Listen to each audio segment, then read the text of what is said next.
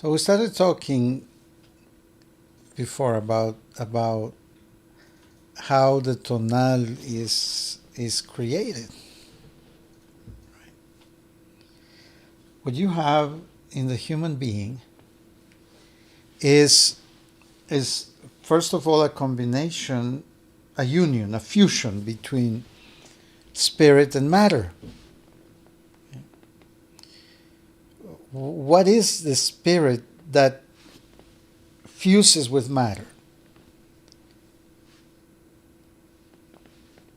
Through the sun,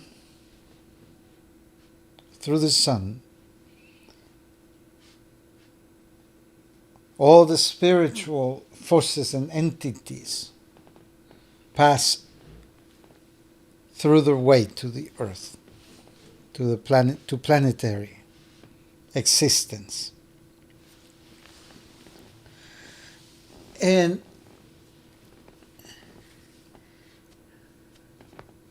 well, let me back up a little way. We were talking last time about the photons, I think, and how the photon, the particle of light, hits the surface of objects, which means it enters the atom and it's expelled back out. It comes to the eye, and then that energy is used to create the simulation of the world. All right, but where does that photon comes from? That photon that hits your eye, that particle of light, has had a long and interesting journey before getting to your brain. Except it never really gets to your brain. It gets to your eye. Your eye sends signals, and then the brain creates this illusion called light, as if you're seeing light. The photon is not what enters your brain. The signals in your body create that. Create your sensations, your perceptions, your colors, your sense of depth, shapes, and that's added to sound, smell, and thought, the knowledge we have of things. So that when Sartre says that you see a doorknob, you're not just seeing the thing itself, you're seeing it as a doorknob. And because the doorknob has a meaning in the world, it has a word, it has and you have a knowledge about it. You know it goes on a door, you know it's used to open and closing doors. It has a meaning.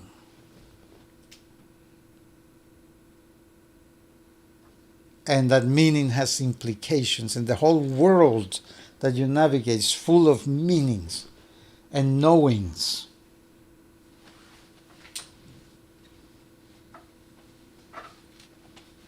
Just like the whole distinction between the natural world and the artificial world. That's a human distinction. We sit on an airplane and look down to the jungles and the forests and the deserts. We sit on a chair, man-made chair, watching the sunset, and we comment on the beauty of nature as we observe it through polyurethane modified glasses that change the light to let me see the way I used to see when I was young. And we think this landscape full of buildings and cables and 4G and 5G towers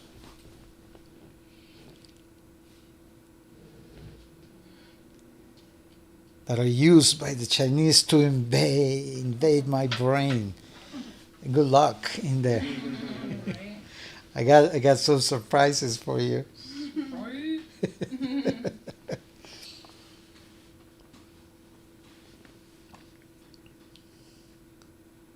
Watch out, they're going to be shielding those devices pretty soon.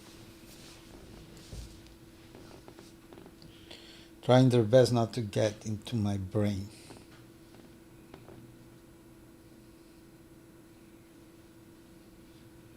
Nothing to bear. There's nothing there, really.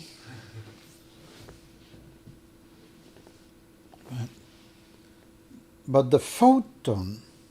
Oh, no, that's not where it was. I'm going to come back to that. The bird that sits on the wire between light poles,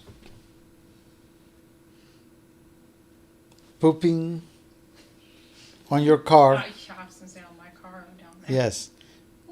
Pooping on your car down there. Powered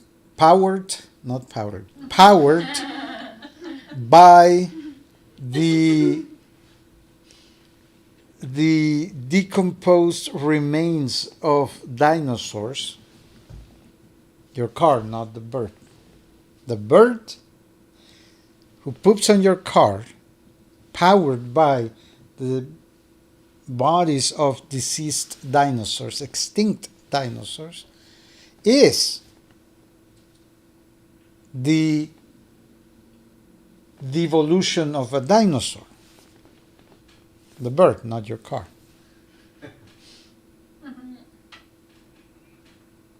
A dinosaur was this mighty beast. The evolutionary crown of creation a few months ago. No one could stand up to it until a meteorite hits. Meteorite that brought a lot of spores that became hallucinogenic mushrooms, destroyed the atmosphere, killed, starved the dinosaurs. But it didn't really extinguish them. They adapted, some of them adapted to survive, became birds and chickens. So the birds are the angelic transmutation of the dinosaur. Some of them became chickens. Imagine the mighty T-Rex. Now it's dinner. We came from tiny creatures at the time. Not a big deal. Just some mammalian precursors of the simians. We were able to survive because we were tiny back then. And we could stand the long winter nights. And we were not hunted as much. So now we're taking the petroleum, the oil, which is it's composed of the bodies of the dinosaurs, the big oil fields, and that's what we use to power the engines that move your cars from one place to another, and airplanes. By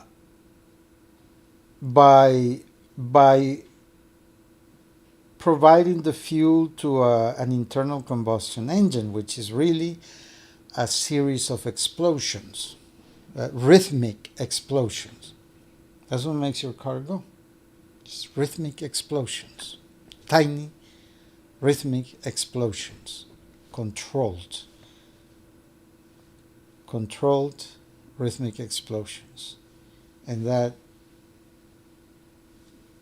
makes everything move around. Your body, your physical body, has to stay at a certain temperature range. The way that you maintain this temperature is by taking in oxygen, sending the oxygen to the cells of the body, and in the cell, the particle of oxygen enters and it ignites a particle of phosphorus, creating a tiny fiery explosion, minuscule. We can't see it or detect it. It's happening all over your body.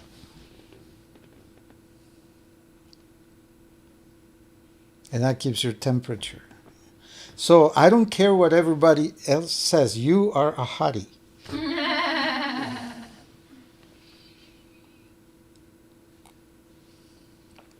Until you're not, then you decompose.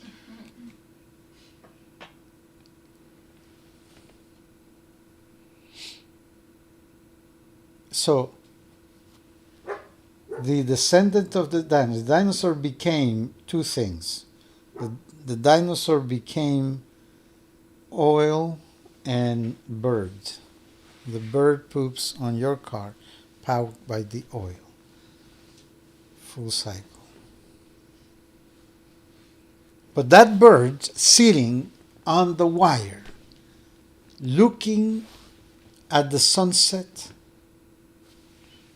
and the skyscrapers, the buildings, houses, and your car. The bird does not see houses and buildings, wire and car. It does not see the human world as separate from the natural world.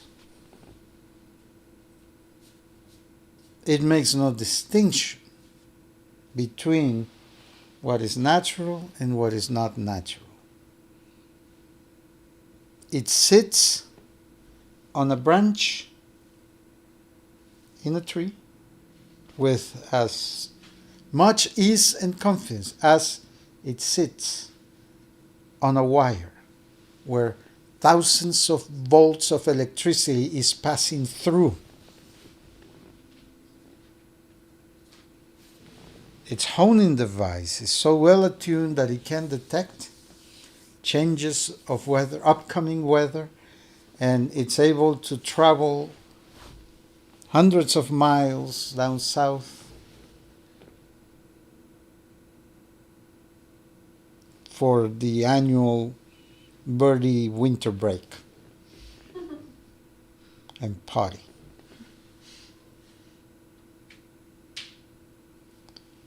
But it does not see a distinction between what is natural and what is not natural.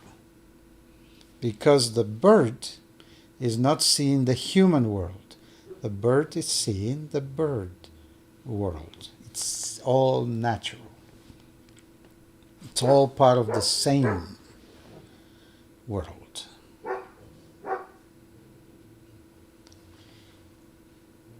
You see a distinction between the human and the dog, the human and the pet. The dog sees you as another member of the pack.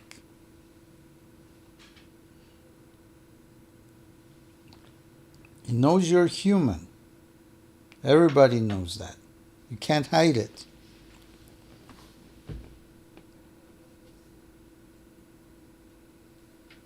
Not everyone is human.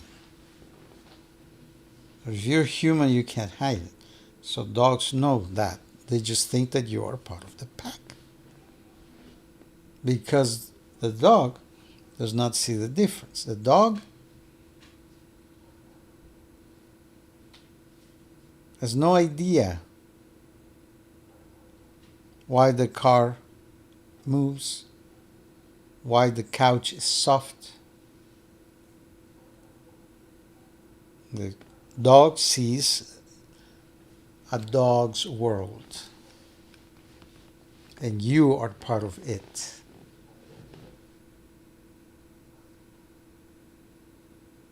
The distinctions between natural and artificial are yours, not theirs. If you want to go back to nature, that's your problem, not nature's problem. According to nature, as far as nature is concerned, you have never left. And there is nothing in this planet that is not part of nature. Except for little things like mushrooms that come from outer space and photons who are not created in this planet, who are not born, who are showered unto us from that little asshole called the sun.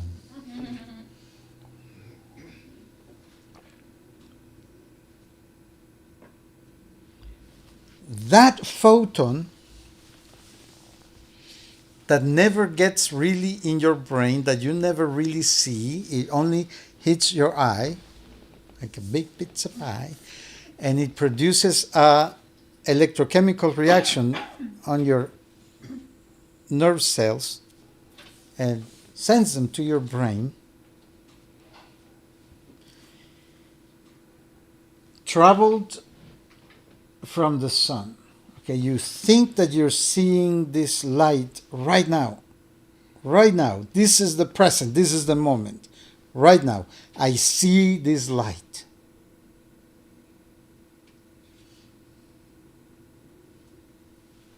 Well, I'm not going to lie to you. Okay, I see this light and these colors, right? And the light that I see right now emerged from these artificial lights and candles. In the daytime, it came from the sun. But that photon took 8 minutes to get here. It left the sun 10 minutes ago. When I see the sunset, I see the sun going down around the globe, around the curvature of the globe, around the curvature of the globe. Thank you. You're welcome.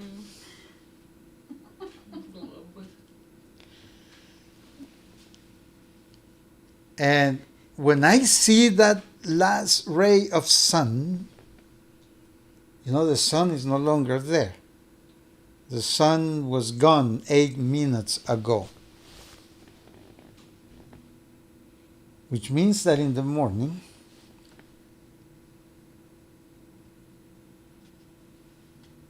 when the sun rises, you've never seen that. It happens early in the morning. Yeah, no.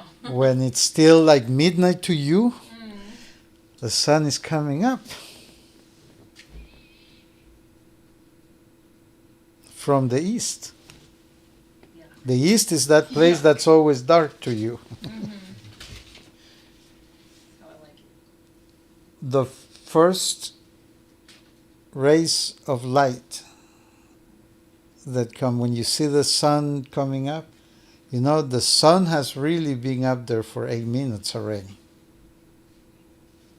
You haven't seen it because the photons have not gotten here yet. So it takes 8 minutes for that light to get here.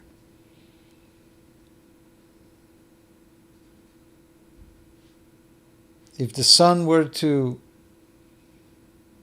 turn itself off, you would still see the sun for 8 more minutes. When you see the sun, you don't see the sun, you see an after image.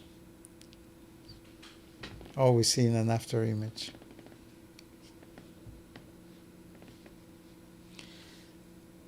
But this is the thing, that photon was not created in that moment.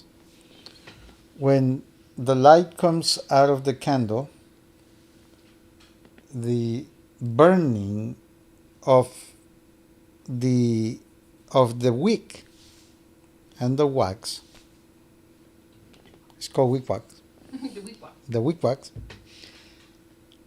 the burning of it is happening thanks to oxygen. Oxygen is passing through the fire, is using the oxygen to ignite the chemical reaction, and it's decomposing the fuel, the wick wax, The wicked ones. the wick wax. It's breaking it apart. It's grabbing the carbon molecules and tearing them apart and mixing it with the oxygen. Grabs oxygen, carbon, slam it together, sends it out. And that force is what creates light and heat. Right? And so that light emits photons that are created in the moment. But the photons that come from the sun, it was not just created 8 minutes ago. It was released 8 minutes ago. The light in your light bulb and the light in the candle is created right now. It's new light. It's baby light. It was just born. This light doesn't know shit. It's like the bud of a flower. It's the Bud light. it's a Bud Light. Yes, it's a Bud Light. Yes, it's tiny. It's stupid. It's ignorant. Little light, innocent light. But the light of the sun, it would have you believe that it was born 8 minutes ago, and that's a lie. That is old, ancient. Before that photon was released from the sun, it existed as a photon in the center of the star. The star is covered by storms of nuclear reactions all over. Sometimes they get so intense that they send this tongue of energy and fire, big enough to swallow the earth many times over. Sometimes it even slaps the earth with a tail. And the earth has created this electromagnetic shield around it because of all the liquid metal in the center of the earth, creating a protective armor. Wait, what slaps? What slaps? The tail end of the tongue of energy and fire that the sun emits, just like Damn, that's it whips it, and the earth goes, "Pah! Give me another, master," it says, because the earth can take it. Only because of the magma. Give me another, daddy. Under the earth, it's creating this electromagnetic force that protects us from all that daddy slapping that the sun is doing to the earth. Yeah. And inside these atomic explosions, right, there is magma. See what magma is this? No, magma, sorry. Plasma. Magma is what's at the center of the earth. Here on the planet, you have basically 3 states of matter. It's solid, liquid, gaseous. But all that means, really, is that is the rate of movement of the molecules, how close the molecules are to each other. When they're very close to each other, like when the molecules are bros, They're peeps, part of the same The gang. homies. They're homies. They throw hand signals to each other. You know? Yeah. Yeah. They go like this. They go like this. They go like this. They go like this. They, when they're very close, then it's solid matter. It appears as solid to us. Their electromagnetic signature is so congested that we can't go through it. When it's liquid is when they are more loose. You know, all these molecules in a rave. You know, they're mixing, but they're loose. They're not like stuck together. They're just going, flowing, going with the flow. Yeah. That's Peace, liquid. love, unity, respect. Clear life forever. And then when they get really loose, when they go all over the place, like this lecture, then it's gaseous. Then it's gaseous. Like this lecturer.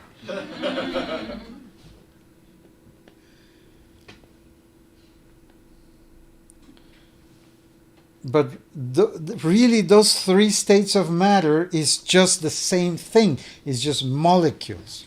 That's all there's, molecules. We make the distinction solid, liquid, gaseous because we interact with them different. They behave differently. But it's all about how close or how loose the molecules are. And the faster the molecules move, the more intense the heat. Heat is not a thing. There is only movement of molecules. So molecules are running all over the place, but you feel that as heat. When molecules stay in their place like good little children, then it gets cold. There's no such thing as heat or cold as independent states of matter. They're simply, so everything that you experience and the different types of temperature and states of matter is just different degrees of movement and cohesion of the molecules. Now, there's another state of matter that we don't get to see very often, because it happens in the sun and in your TV set. It's plasma, okay? Where every atom has a nucleus and it has electrons dancing all around it, saying hey, hey, hey, hey, hi, hi, hi, hi, hi, hello, hello. But in plasma, the electrons are separated from the nucleus, and all the nuclei go hang together. Is nuclei night off, night out. You know, all the nuclei say to their electrons, okay, bye honey, I'm going out with the guys. And so they all go down together, like good gay porno. They all go down together to the center. That, my friends, is plasma. Into it. Now what happens in there is happening below the surface of magnificent atomic explosions. And in that interaction, gravity becomes like really grave and serious. Things get serious, man. And in that pressure, the photon is born. But this is what happens. The photon is born like any light is born, with an impulse to go. It just wants to go. I want to be free, it says. And it takes off at, really fast at the speed of light.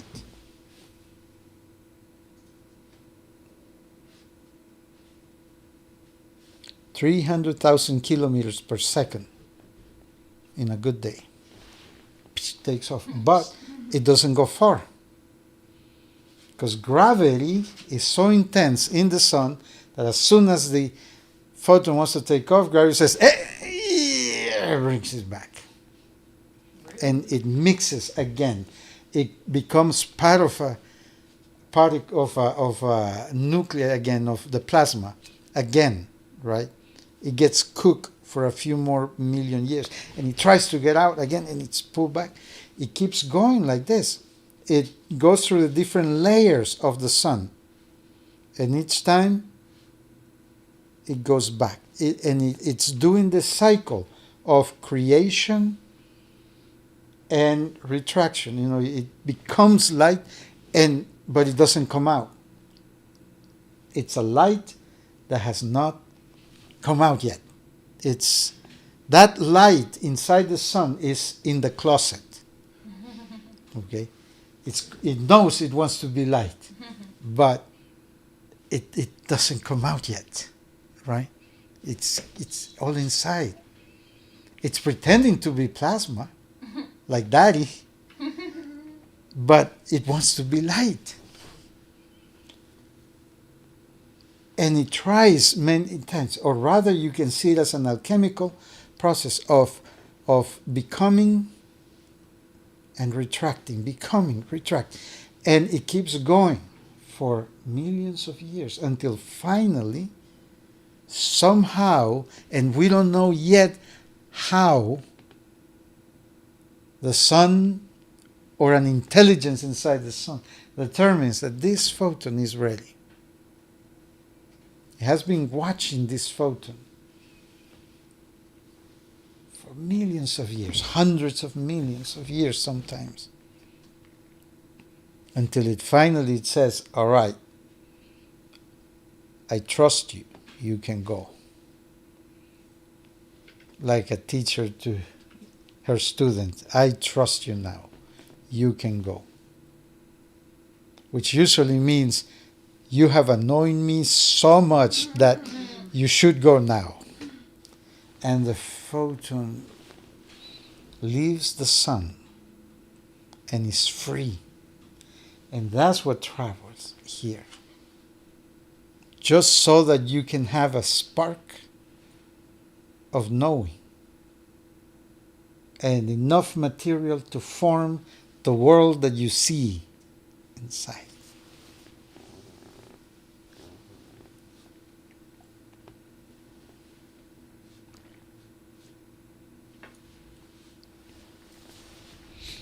So that's what you almost see when you see.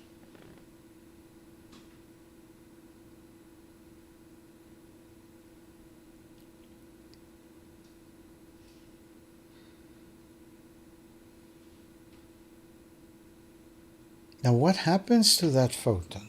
Where does it go after you see? Is it absorbed? Is it part of a molecular configuration now, or does it just keep going? Where does the world go when you stop seeing it?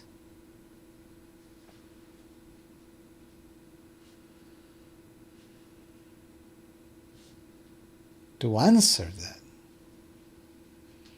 would be to answer the question of where do you go? Because just like that photon, you are endowed with the motion to go.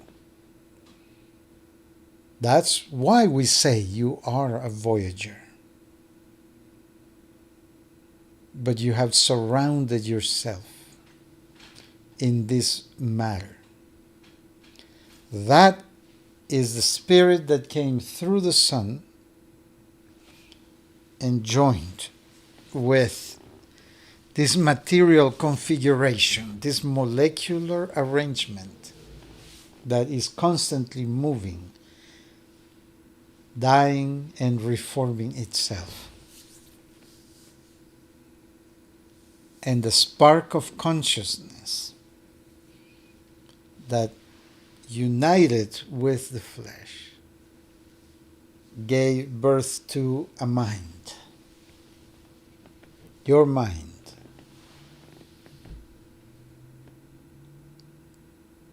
this mind attunes itself to the human world.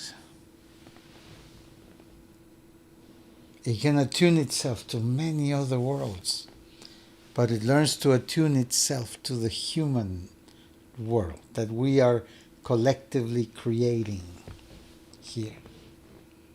Also to the natural world, the world of cause and effect.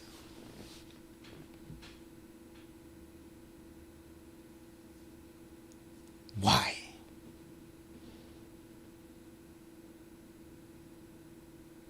Why? Because here in this human world called the tonal, we are creating the conditions in a lower scale that exist in the sun. We are, in other words, separating and uniting. Separating and uniting all the elements that form the world, the mind, consciousness. Solve e coagula, separate, conjoining, separating, uniting. And something tries to emerge out of this history that we create. The human world, the tonal, is not just something static that is happening right now. It is history itself. I know you're saying, what about her story? No, this is history here in this movement. Her story, like the atomic explosions around the sun, is that force and fire happening outside the realms of the human history. It is nature, not just in what is happening with the birds and the plants and the rocks. It is the fiery storm around the planet, both protecting us but also emanating something, because here at the center of human consciousness, which is never static but the movement of history, something is emerging and retracting, emerging and retracting. Something is about to happen and it retracts. A spark of freedom and light and truth wants to come out and then is pulled back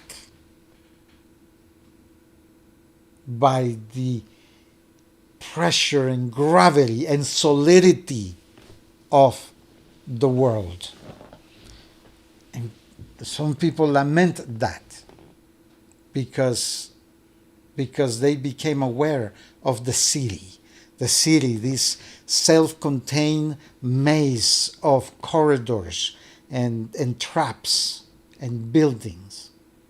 The city, this mental state that take us further and further away from the openness of the sky and nature and the river and the ocean, and it brings us into this human containment, this prison,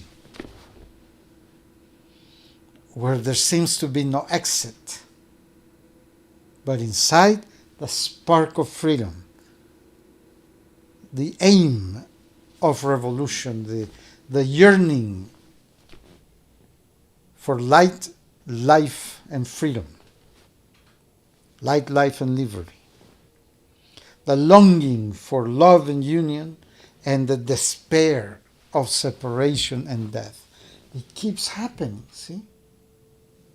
And you have these religions that promise eternal whatever. Eternal peace, eternal enlightenment, eternal eternal heaven, eternal happiness. That's the longing. But it's always moving. And anything that came to be ceases to be. And everything that ceased to be will be again. Because the movement is constant. And this spark, which is what we tend to call the sacred, what we tend to call freedom, justice, equality, truth, is real. But here in the human world, the conditions are such that that force of freedom is constantly being recalled, just like the photon was. But it will keep on going. The point is to keep on mixing the elements, keep on producing, keep on doing, keep on making art, keep on poetrying the shit out of this language, keep on creating, keep on thinking, keep on seeing, keep on loving, fighting, all of it. Life, keep on living. Because it is in the mixing and the creation, the impulse to come out and the pullback of nature and the pullback of the human world, that this particle of soul that stirs your heart is reaching the point of maturity. One day, like the photon in the sun, it will be ready to attain escape velocity, and it will leave this world to seed another world with light, with life, with freedom, to create a spark of light in the brain of some unknown creature, to create a world. And then where does it go?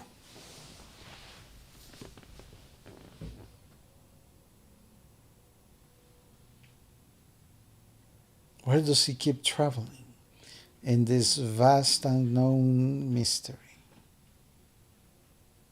We don't know. All we know is that we are here as a triune being,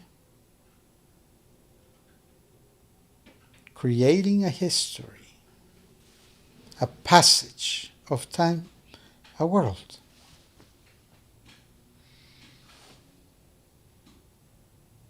Do not lament the evil condition of the world. Build and create that spark of freedom.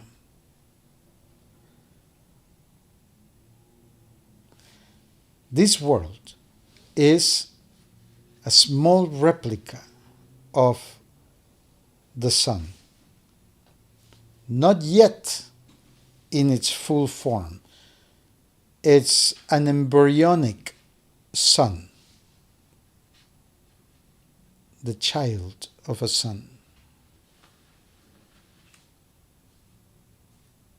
And you are a spark of that light that merged with an assembly of molecules called the physical body,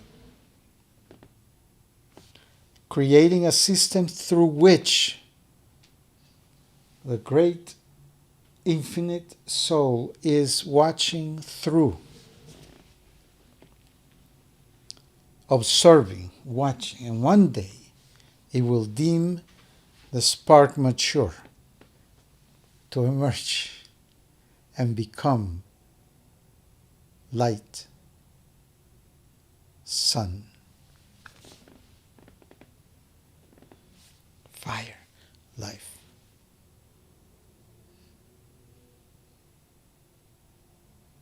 So triune because it's matter, spirit,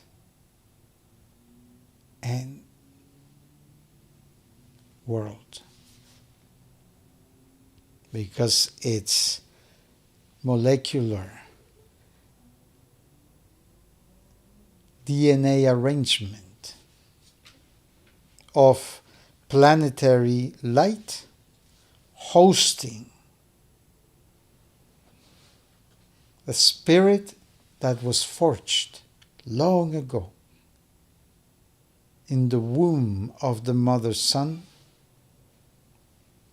to create a human being so that the matrix can be formed again. I hope you know that when I say matrix, I'm using it in the old term, not in the cyberpunk idea, but the old, of being a womb where something is born.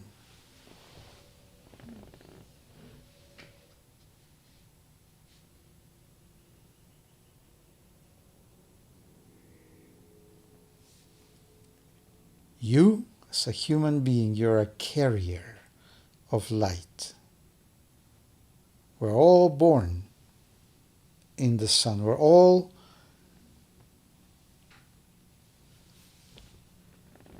brothers of the same light, brothers of the same womb.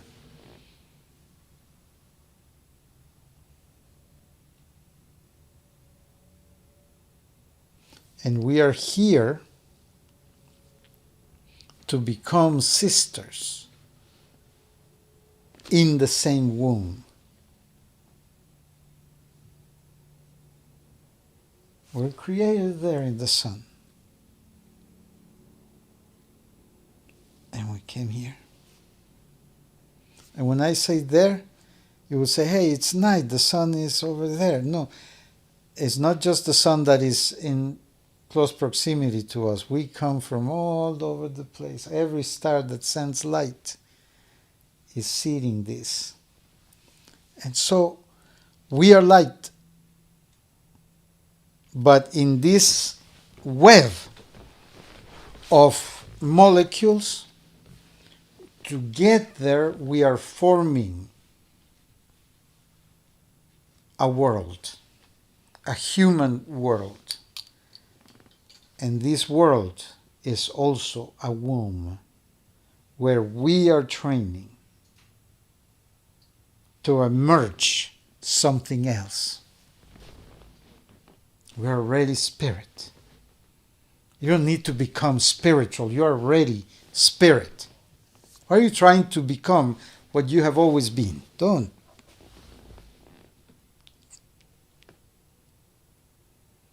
The fact that you're here means that you have a body, means you are already light.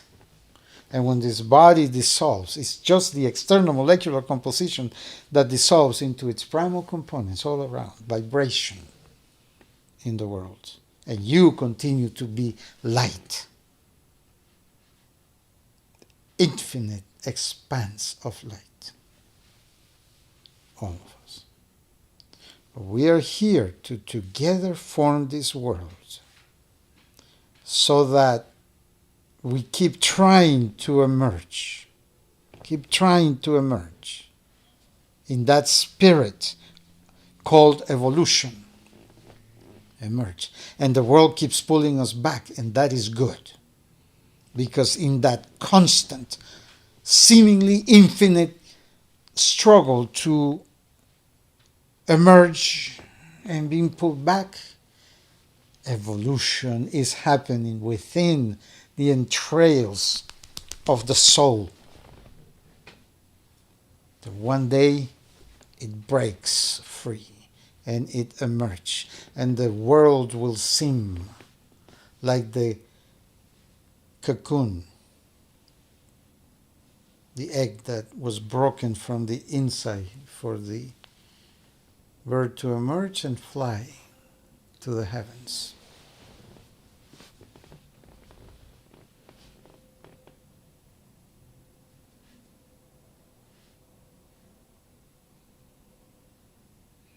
And just like consciousness moves through different layers of cycles, I refer you to the talk on esoteric cycles that I gave at UCR or RCC? I think it's RCC. RCC.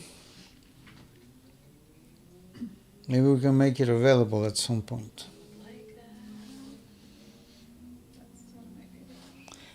Then, just like that, we are forming the world, but the world has also different stages of evolutionary cycles, depending on the world that we can create. Right now, we're creating this human world. This human world is not the highest world we can create. This is only the second level of civilization we can create. We haven't even done it yet. We're about to do it. About to finish the second level civilization. But to create it, we had to try many iterations of that. There are 7 different cycles or octaves of this. 7 octaves of civilized worlds. We're about to balance the second layer. By about to, I mean, not by Monday. But closer than you think. Farther than you feel. We'll talk about these layers next time. Ahomitaku, yes.